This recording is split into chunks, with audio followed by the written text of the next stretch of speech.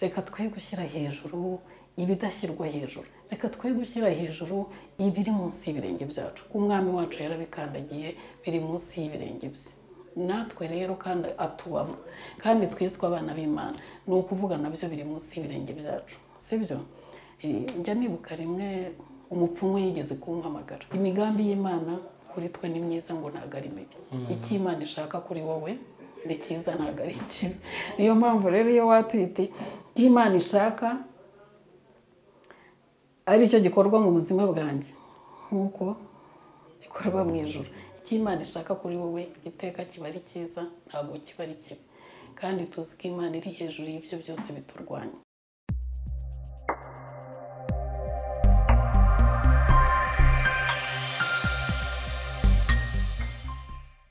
Reka twongere tubahe ikaze inshuti bakunzi ba Ahava TV, aho muherereye hose mu nguni zose z'isi, abari ku mugabane w'Uburayi, abari ku mugabane wa Amerika, abari za Australia, abari muri Afrika by'umwihariko turabasuhuje cyane, tutibagiwe n'abakunzi bacu bakadasohoka b'Abanyarwanda.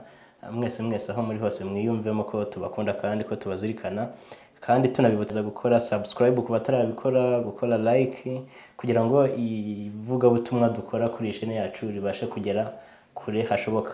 Uyu munsi nk'uko mubibona imbere ya kamera yacu turi kumwe n'umubyeyi mwiza, no muvugabutumwa ni mama Michelle, agiye kutugezaho icyo Imana mushyize ku mutima kuri uyu munsi.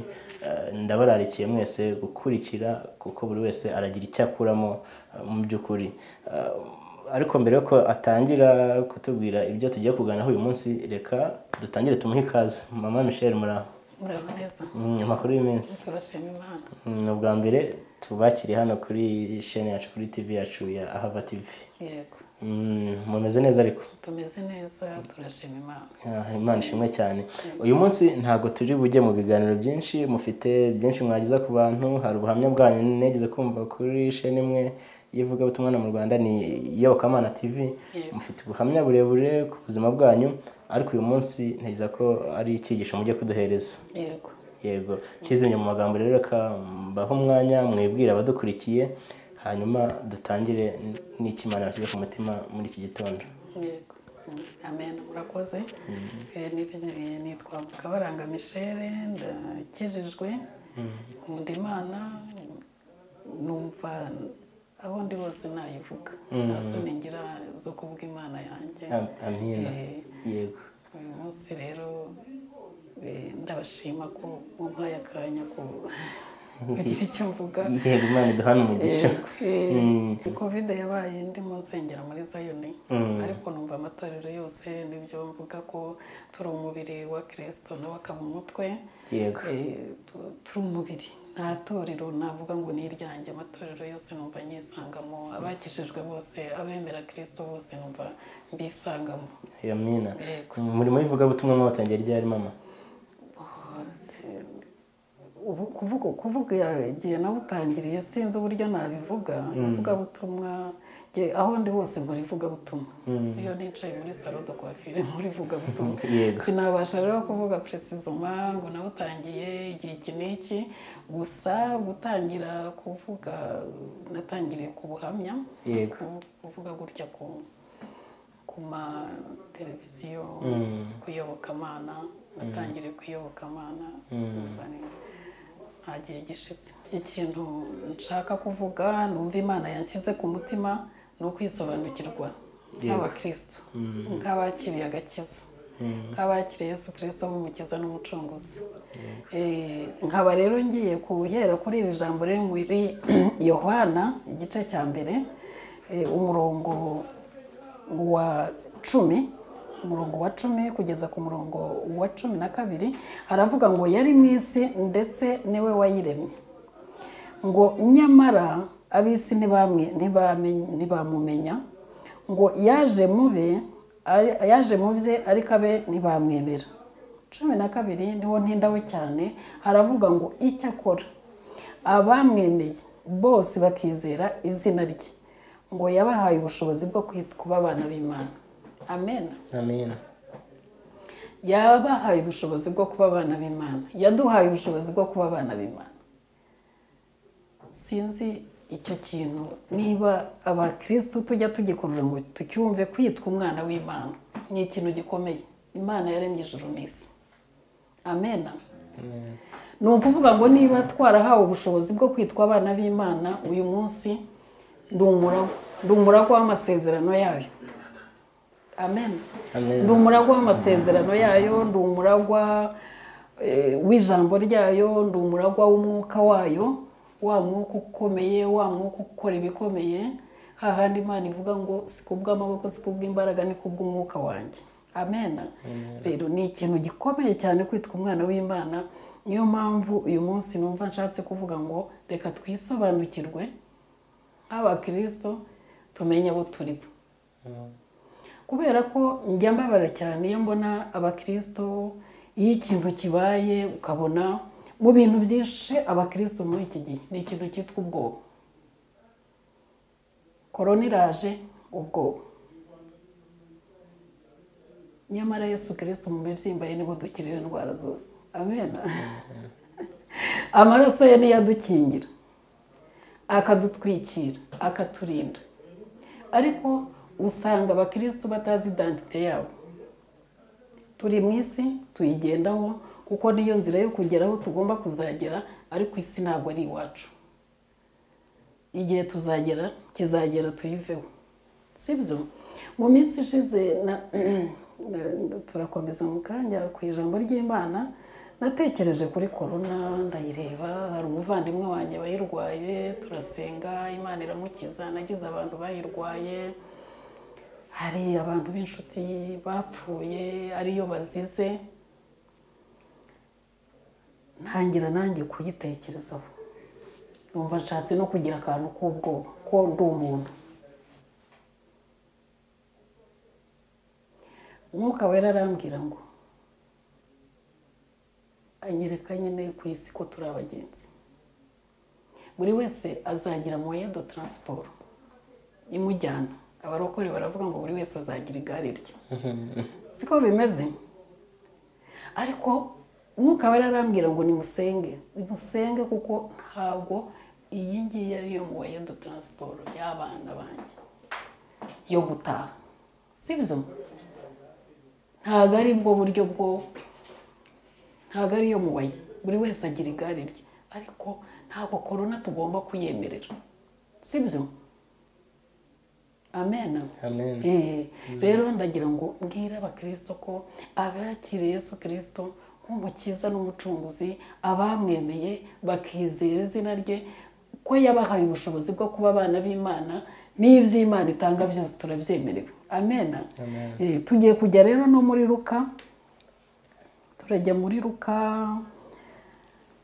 10:17 ngo intumwa 70 zigaruka, niko umutwe w'amagambo uvuga. Baraza, bari baje birukanye abadayimoni bishimye cyane. Noneho baravuga bati ngo nuko abo 70 ngo bagaruka bishima bati databuja, abadayimoni nabo baratwumvira mu izina ryawe. Amen. Aho hana ariko murahumva, abadayimoni baratwumvira mu izina ryawe. Nyamara abantu tutigiye imyuka mibi, abadayimoni byagenze gutya, dore kara baraje baravuga ngo abadayimoni baratwumvira mu izina ryawe. Si ikintu gikomeye? Nyamara niba hari ikintu gititiza abarokore ni abadayimoni. Dayimoni banteye, Satani yagize gutya. Ariko baraje baravuga ngo abadayimoni baratwumvira mu izina rya Yesu Kristo. Amen. Urumva ukuntu ari izina rikomeye? Kandi ijambo ry'Imana navuga ngo ryashyizwe hejuru y'amazina yose. Ryashyizwe hejuru y'amazina yose. Sibyo? Yesu Kristo ngo arababwira ati, arabasubiza ngo nabonye Satani avuye mu ijuru agwa asa n'umurabyo. Agwa asa n'umurabyo. Ariko arangije aravuga ngo kuri 19 ngo dore mbahaye ubutware bwo gukandagira inzoka na sikorupiyo, ngo ni imbaraga z'umwanzi zose, nta mbaraga n'imwe yasigaye. Amen. Ngo ni imbaraga z'umwanzi zose. Urumva ubwo butware twahawe? Mbahaye ubutware bwo gukandagira inzoka na scorpion. Inzoka na scorpion ntabwo ari ya nzoka tubona igenda gutya. Ni bya bibazo byose, ni indwara, ni ibintu byinshi bikomeye. Inzoka na scorpion ntabwo ari ya scorpion tuzi iba mu butayu, ntabwo oya. Mbahaye ubutware bwo gukandagira inzoka na scorpion. Ni imbaraga z'umwanzi zose, ntabwo yavuze n'imbaraga z'umwanzi, yavuze zose. Amen. Ngo mbahaye ngo n'imbaraga z'umwanzi zose, ngo kandi nta kintu kizagira icyo kibatwara rwose. Amen. Wabyumvise muvandi? Iryo ni isezerano yaduhaye, ngo kandi nta kintu kizagira icyo kibatwara rwose. Sibyo? Ni ukuvuga ngo byose twarabihawe, ariko se turabizi ko twabihawe. Niyo mpamvu navugaga rero ngo Imana idufashe twisobanukirwe nk'abakristo, nk'abamuhawe nk'umukiza n'umucunguzi, kuko hari byinshi yaduhaye, hari byinshi yadusigiye umwuka wera udushoboza. Hari irindi jambo ngira ngo turebe ryo mu Bakolosayi, Abakolosayi 2:15 riravuga ngo kandi imaze kunyaga abatware n'abafite ubushobozi, bya bindi byose dutinya, imyuka mibi, abamedi, abaperesi, imaze kunyaga abatware n'abafite ubushobozi, ngo ibahemura ku mugaragaro. Irabahemura, ibivuga hejuru kubw'umusaraba, ibivuga hejuru. Amen. Ni ukuvuga ngo byose yabyivuze hejuru. Ibirimo kukurwanya ubu ngubu sinzi ibyo ari byo, sinzi uko bingana, sinzi ibigeragezo ufite, ko nta muntu ujya ubibura. Nanjye ubu ngubu ndabifite biruzuye, ariko byose ngo yabyivuze hejuru kubw'umusaraba. Amen. Yabyivuze hejuru, nta mpamvu. Ni ukuvuga ngo yabihemuye ku mugaragaro, ibyivuga hejuru kubw'umusaraba. Ni ukuvuga n'iyo korona irimo idutitiza yayivuze hejuru kubw'umusaraba, kuko mu byo yabambiwe n'indwara zirimo. Yajyanye imivumo yacu, ibicumuro byacu, uburwayi bwacu, byose biri mu byamujyanye ku musaraba. Sibyo? Rero nagira ngo twisobanukirwe nk'abantu bamenye Imana, nk'abantu bamenye Yesu Kristo. Sinzi niba nabivugaho. Rimwe nigeze kujya mu bihe bikomeye, ndabyuka ngira Imana. Njyewe njya mvugana n'Imana nk'uko mvugana n'umuntu, ko Imana ni umubyeyi wanjye, Imana ni inshuti yanjye, ntabwo ari Imana iba kure.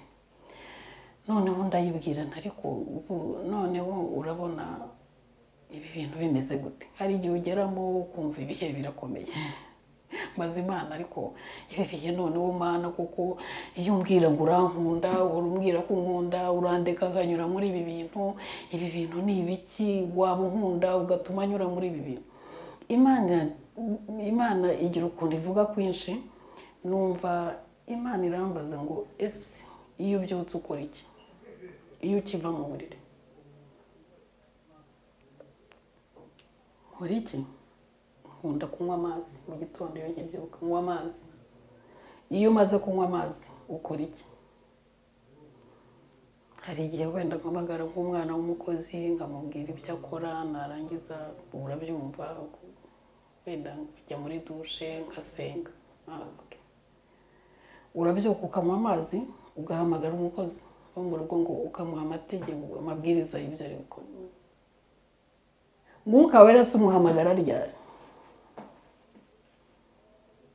Urumva naratsinzwe, kandi twamuhawe nk'umufasha. Ese niba ubyutse ntuhamagare Mwuka wera ngo mutangirane umunsi, ugahamagara umukozi wo mu rugo, aho guhamagara Umwuka wera wahawe nk'umufasha ngo akubwire icyerekezo cy'uwo munsi, ukoze iki? Naratsinzwe. Ubundi mu Kristo mwiza, nk'uko twahawe Mwuka wera, twagombye kubyukana nawo, ukamubaza icyerekezo cy'uyu munsi ni ikihe, mukagendana mu rugendo rw'uwo munsi. Ariko niba ubasha kubyuka ugahamagara umwana w'umuntu w'umukozi, ngwino ukore ibi, ngwino ukore ibi, ni iki kikunanira kugira ngo ukiva mu buriri uhamagare Mwuka Wera uti reka dutangirane gahunda z'uyu munsi, sibyo? Umwuka Wera twarabuhawe. Rero nagira ngo mvuge kuri icyo kintu cy'uko tugomba kwisobanukirwa ko turi abantu bakomeye, ko turi abantu b'igiciro.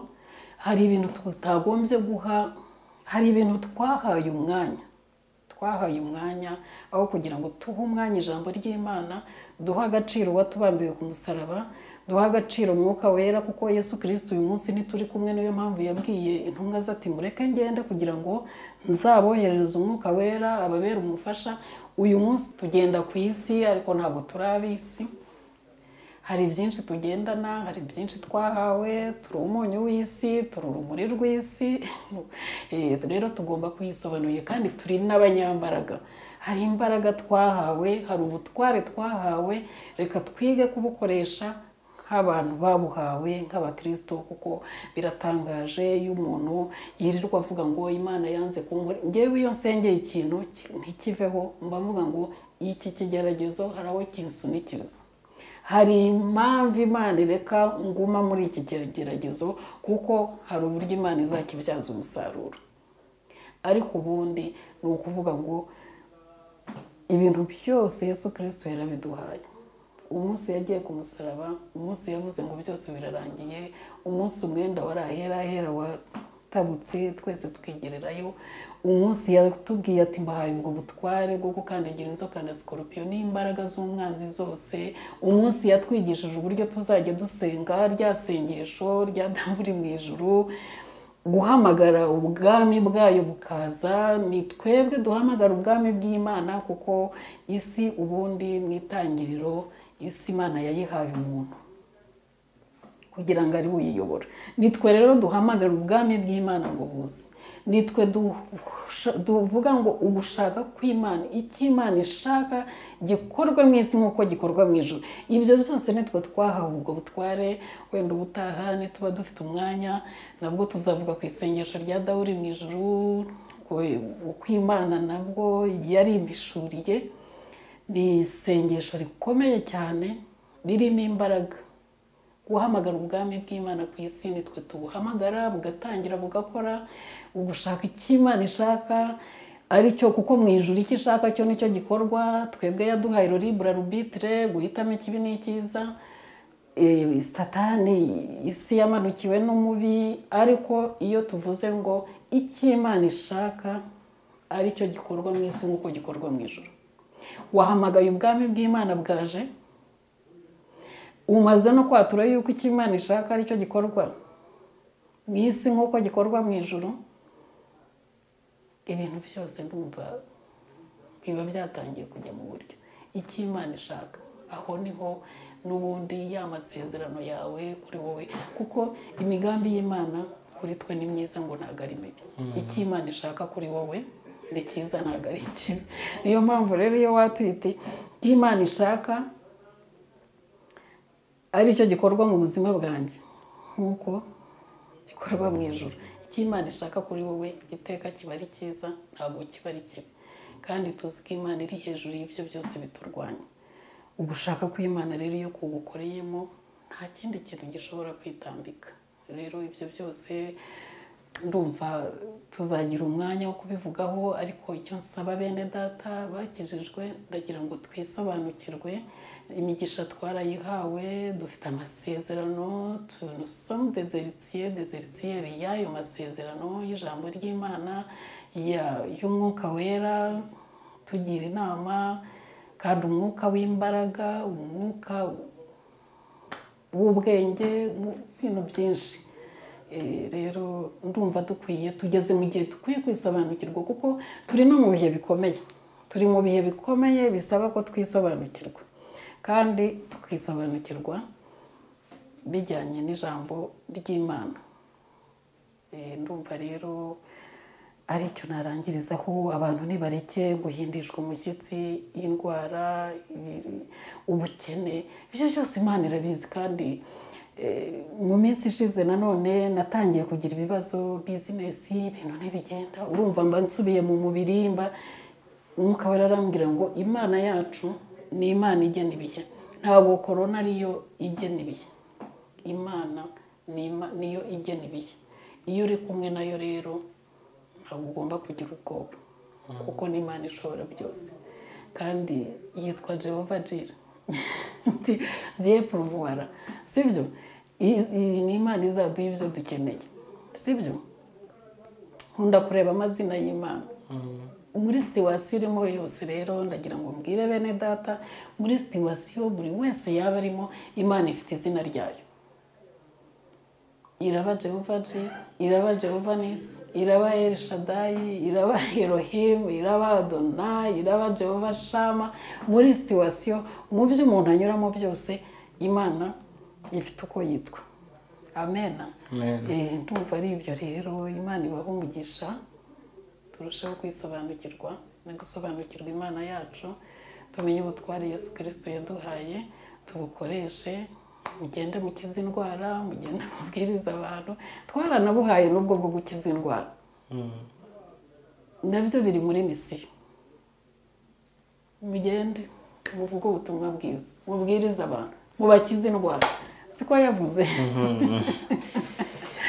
ariko korona ati ibyo byose rero twararambitse ahubwo abantu bari imyuka mibi abadayimoni turashize satani ari munsi y'ibirenge byacu ntazareka kutugerageza kuko ni umujura azanwa no kwica no kurimbura ni umuriganya ntabwo azatureka ariko ijambo ry'Imana riravuga ngo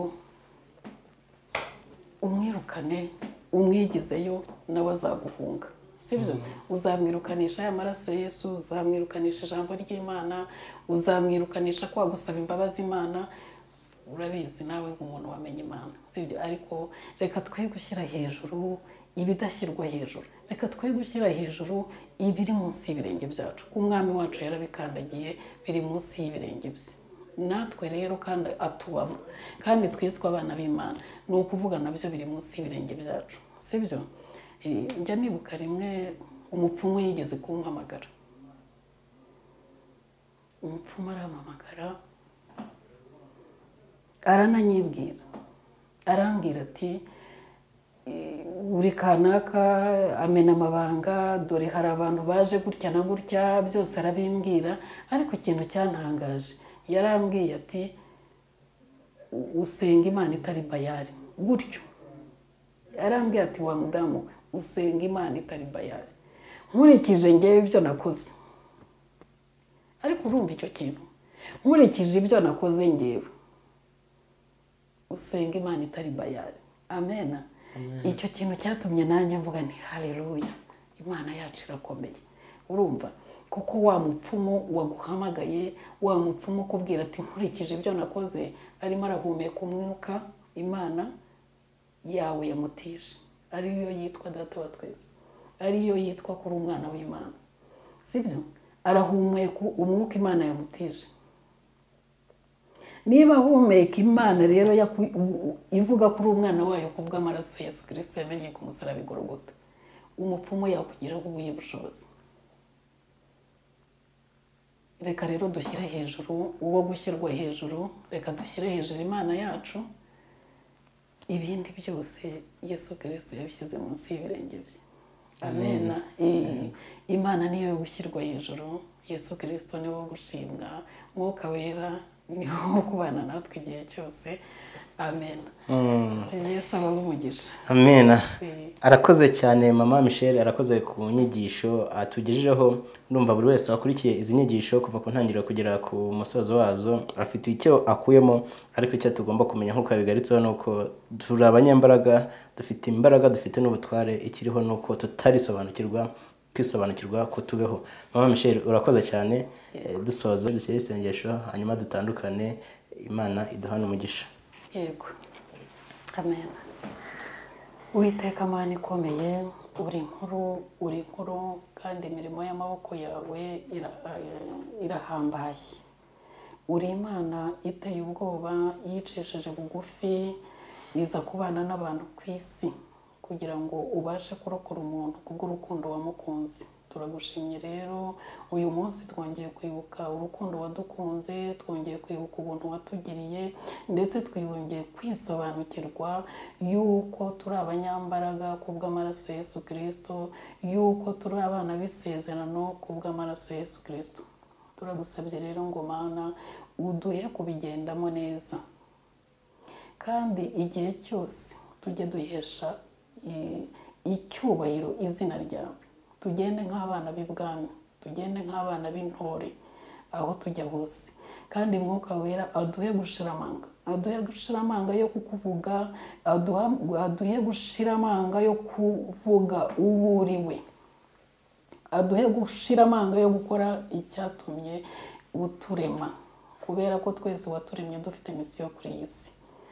Umwuka Wera dukure mu bwoba bwo kureba ibidukikije, bwo kureba kwibaza ese bazavuga iki, ese bizagenda gute. Oya, Mwuka Wera duhe gushira ubwoba bwo kukuvuga no kuguhamya, kubera ko ntuteye isoni, uri umwami ukomeye, ntabwo uteye isoni, uri umwami ukomeye, uri umwami washyizwe hejuru ububasha bwose n'ubushobozi bwose, uri umwami washyizwe hejuru y'imbaraga zose n'ubwami bwose, uri umwami washyizwe hejuru y'izina ryose. Turagushimye rero, sabiye bene data umugisha utagabanyije, ubagirire neza, ubarindire muri uyu murimo.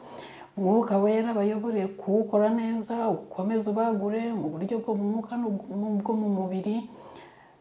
Nanjye kandi ukomeze kungirira neza, ukomeze kumpa imbaraga no kumenya uko ngenda muri uru rugendo rugana Siyoni ntagukojeje isoni. Ndagushimye rero Mwami, gahunda zose zigiye gukurikira, Mwami Yesu ukomeze ubane natwe, ukomeze ugirire neza igihugu cyacu, ukomeze kandi ni ukuri turasenze ngo iyi ndwara ihindishije umushyitsi isi, wavuga rimwe gusa kuko iyo uvuze birakoreka, wavuga rimwe gusa ikarangira, ibintu byose bigasubira mu buryo. Turagushimye rero, ni mu izina ryawe rya Yesu Kristo dusenze, amen.